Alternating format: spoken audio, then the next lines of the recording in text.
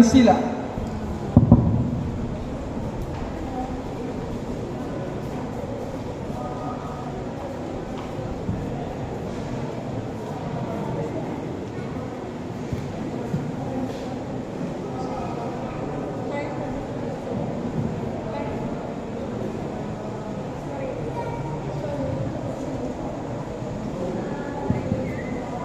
أعوذ بالله من الشيطان الرجيم. بسم الله الرحمن الرحيم.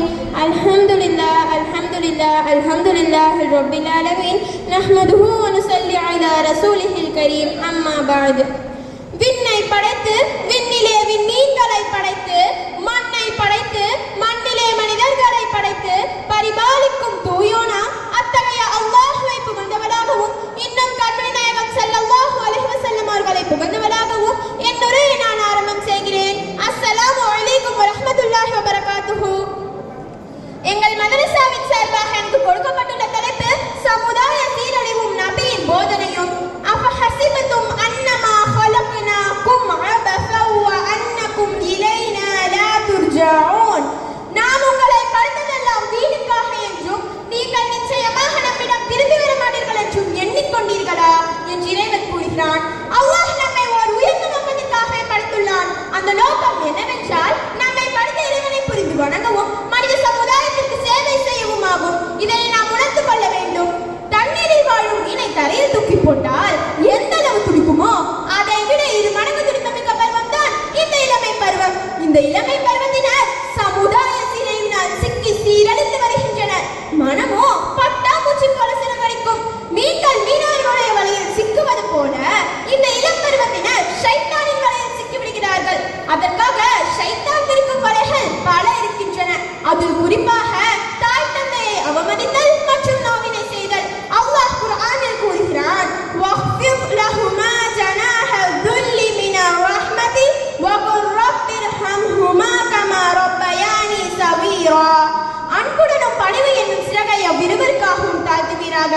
சிறுவனாக இருக்கும்போது இருவரும் என்னை பராமரித்தது போல் இறைவா அவ்விருவருக்கும் நல்லருள் புரிவாயாக என்று அல்லாஹ் பிள்ளைகளை துஆ செய்ய ஏவியுள்ளான் என்றால் நாம் நமது தாயையும் தந்தையையும் எவ்வாறு கவனித்துக் கொள்ள வேண்டும் என்று சற்று சிந்தித்து செயல்பட வேண்டும்.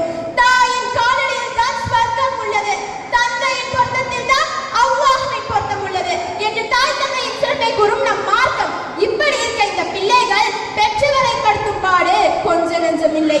கேட்டதை வாங்கி தரும்படி அடம் பிடிப்பது. அவ்வாறு அவர்கள் வாங்கி தரவில்லை என்றால், இதை கூட வாங்கி தர முடியவில்லை என்றால் என்னையே பெற்றாய் என்று அவர்களின் மனதில் இடியை போடுவது. பெற்றவரை பெற்றவராகவே பார்ப்பது கிடையாது. ஒரு அடிமையை நடத்துவது போல் நடத்துகிறார்கள்.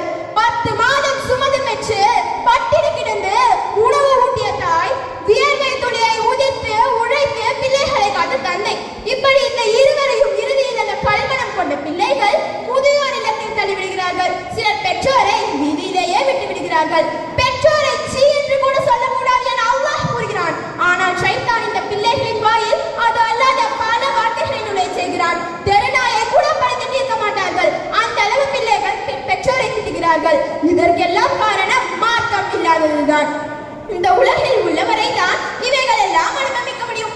இதற்கு பிறகு ஒரு வாழ்வு என்பது உறுதி இல்லை. அதனால் உயிருள்ளவரை உலகை சந்தோஷமாக அனுபவிப்போம். இதற்கிடையில் ஏன் இன்சையை போல இஸ்லாத்தை நம்புகிறாய் என பல எண்ணங்களை ஷைத்தான் மனதிலே போடுகிறான். ஷைத்தான் ஒரு பங்கு என்றால் நம் சமுதாயமோ 2 பங்கு முன்னேறி எம் மதமும் சம்மதம் என்று கோஷம் போடுகிறார்கள். நிலையான இஸ்லாம் மார்க்கத்தில் நிலைத்திருந்தால் நம் நிலை என்னவென்று சிந்தித்து பாருங்கள். உறுதியாக கூறுகிறேன், அது உயர்நிலையாகத்தான் இருக்கும். ஷைத்தான் இஸ்லாம் மார்க்கத்தை விட்டு பின்வாங்க வைப்பதற்காக பல தடவை வலை விரிப்பான். என் சமுதாயமே எச்சரிக்கையாக இருங்கள், ஷைத்தானின் மாய வலையில் விழுந்து விடாதீர்கள். அடுத்ததாக நம் சமுதாயத்தில் முக்கிய பங்கு வகிப்பது காதல். காதலுக்கு அர்த்தம் என்ன தெரியுமா? கா என்றால் காணாமல் போவது. இஸ்லாம் மதமா என்று கூட பார்க்காமல், ஜாதி மதம் பார்க்காமல் கண்ட ஆண் கண்ட பெண்ணுடன் சுற்றுவதால் இஸ்லாம் மார்க்கத்தை விட்டே காணாமல் போகின்றனர். தாய் என்றால் தவறி விழுவது. ஒருவன் எவ்வளவுதான் நேர்வழியில் நடந்தாலும் அவன் என்ன மனோ இச்சைக்கு கட்டுப்படுவதால் நரகில் தவறி விழுகின்றனர். இல்லென்றால் இழத்தல்.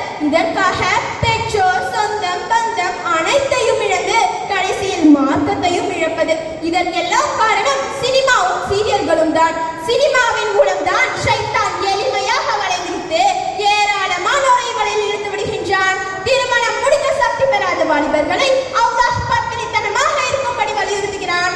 அந்நிய ஆணையோ அல்லது அந்நிய பெண்ணையோ எண்ணத்தால் நினைப்பதே கடுமையான தவறு. ஆனால் இந்த இளைய சமுதாயமோ எண்ணத்தால் நினைப்பது மட்டுமல்லாமல் சர்வசாதாரணமாக கைகோட்டு சுற்றுகின்றனர். இதற்கெல்லாம் காரணம் சினிமா தான். இதெல்லாம் ஒரு புறம் இருக்க, கெட்ட நண்பர்களுடன் சகவாசம் வைப்பது ஷைத்தான் விரிக்கும் வலைகளில் இன்னும் ஒன்று, கெட்ட நண்பர்களுடன் சகவாசம் வைப்பது. இதனால் ஒருவன் எவ்வளவுதான் நல்லவனாக இருந்தாலும் கெட்ட நண்பர்களின் சகவாசத்தால் சுத்தமான பாலில் கெட்ட தயிரை கலந்தால் பாலும் எப்படி கெட்டு போகுமோ அதுபோல் சீரழிந்து விடுகின்றனர். நண்பர்களுடன் சேர்ந்து புகைப்பிடிப்பது, மது அருந்துவது, போதைப் பொருட்களை உட்கொள்வது என ஆண் பெண் வித்தியாசமின்றி கெட்ட பழக்கங்களை கற்றுக்கொள்கின்றனர். இதனால் அவர்கள் சமுதாயத்தில் மிக தாழ்ந்த நிலைக்கு தள்ளப்படுகின்றனர். நண்பர்கள் நல்லவரை போன்று பழகுவார்கள், ஆனால் தீரா எடுத்து பார்த்தால் அவர்களிடமிருந்து நமக்கு தீங்கு வந்து சேரும். இதனை கூட அறியாமல் நம் இளைய சமுதாயமோ சிந்திக்க கூட நேரம் இல்லாமல் கூட இருந்தே குடிப்பறிப்பவனை நம்பி வாழ்க்கை களத்தில் இறங்குகின்றனர். இதனால் ஷைத்தானுக்கு வெற்றியின் மாலையும் இவர்களுக்கு தோல்வியின் மாலை தான் கிடைக்கிறது என்பதை கூட அறியாமல் இருக்கின்றனர். அதிலும் குறிப்பாக சமுதாய சீரழிவு நாகரிகம் என்ற பெயரில் உருவாகிவிட்டது. ஆடி மனிதனை விட அரைகுறையாக ஆடை அணிந்து தெருவில் வலம் வருகின்றனர்.